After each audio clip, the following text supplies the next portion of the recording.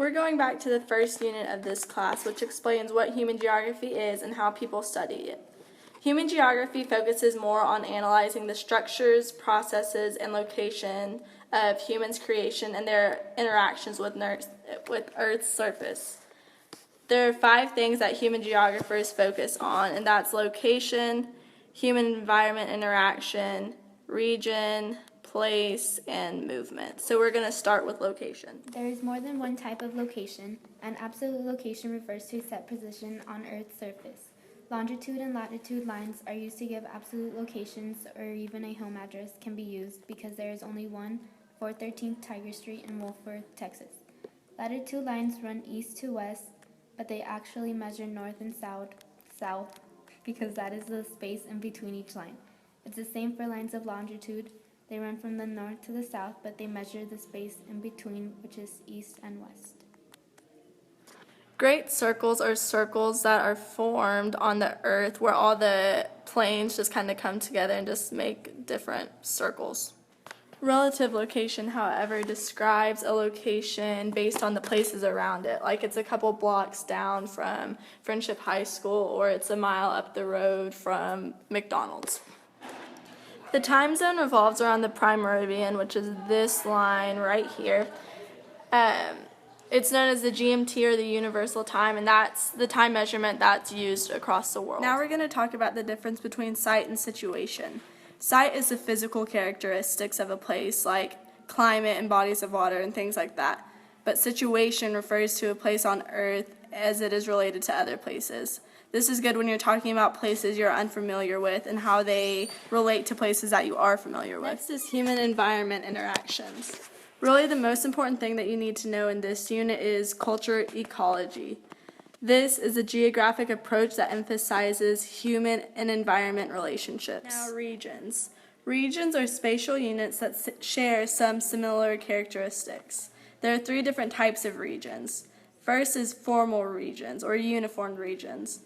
These are areas that have common or uniform cultural or physical features. Then there's perceptual regions. These boundaries are determined by people's beliefs and not scientifically measurable, such as political parties or religious beliefs. And finally, there's functional regions, or nodal regions. This is a group of places that are linked together by some functions that influence them, or nodes. A node is an originating point. The 4th thing that geographers most focus on is movement. Geographers analyze the movement occurring in between different spaces.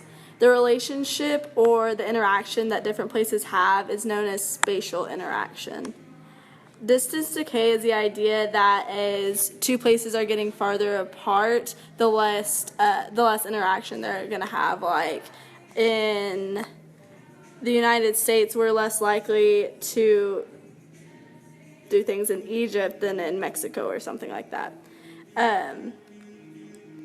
Friction of distance is the degree to which in which distance interferes with some interactions. But this idea is kind of becoming less and less as time-space compression is increasing. This is the increasing sense of accessibility and connectedness as that seem to bring places closer together, like through the internet and just like cellular devices. We're more connected to places that are farther apart than we used to be. Geographers study all this information through maps. A map is a 2-dimensional model of the Earth's surface or a portion of the surface. Cartographers get rid of unnecessary details through simplification, so they can add as many details or get rid of as many details as they want to through simplification. Distortion is the error resulting in the flattening process. So since the world's round, when we flatten it out, it distorts certain aspects. This creates several different types of maps. There's an equal area projection, which it maintains the area, but it distorts the shape. There's conformal projections, and that helps it maintain the shape, but it distorts the area. Azimuthal projections maintain the direction, but it distorts things such as the distance. And then equal distance projections maintains the distance, but it distorts the direction. So there are 4 main properties of maps, and that's shape, size, distance, and direction. Shape refers to the geometrical shapes of the objects of the map. Size refers to the relative amount of space taken up on the map. Distance refers to the represented distance between objects on the maps. And then direction refers to the degree of accuracy represented on the cardinal directions. The cardinal directions point north, never eat soggy waffles, north, east, south, and west. And then intermediate directions are the ones in between, so northwest, northeast, southwest, southeast. The next topic is uses of projections. The first projection is the Robinson projection, which shows the world according to slight distortion of all 4 properties, rather than getting just one correct and drastically distorting others. This might have been used in social studies class to memorize points in the world. Mercator projections show the shapes of the continents and landforms accurately, drastically distorting the size of the continents. Peter projections show relative size of the Earth's continents accurately, but because it distorts its shapes, it is not conformal. Cognitive maps or mental maps are drawn from memory. Geographers use these to try to understand a culture. In studying cognitive maps, it is important to evaluate what you can see and what you cannot see. Scale can refer to the scope of geographic inquiry or discussion. Map or cartographic scale, the degree to which a map zooms in on the area it is representing. Scale tells you to what extent the portion of the Earth represented on the map has been reduced from its original size to fit on the map.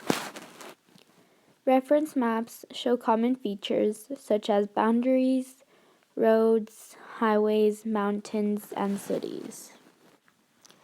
Thematic maps focuses on one feature such as climate or city size. Isoline thematic maps display the lines that connect points of equal value, as in showing elevation levels. Choropleth thematic maps shows a pattern of some variable, such as population density or voting pattern. Proportional symbol thematic maps uses symbols to display the frequency of a variable. Dot density maps simply use dots to represent the frequency of a variable in a given area. A cartogram is another type of map that uses proportionality to show a particular variable. Geographic Information System, or GIS, is a computer program that stores geographic data and produces maps to show that data.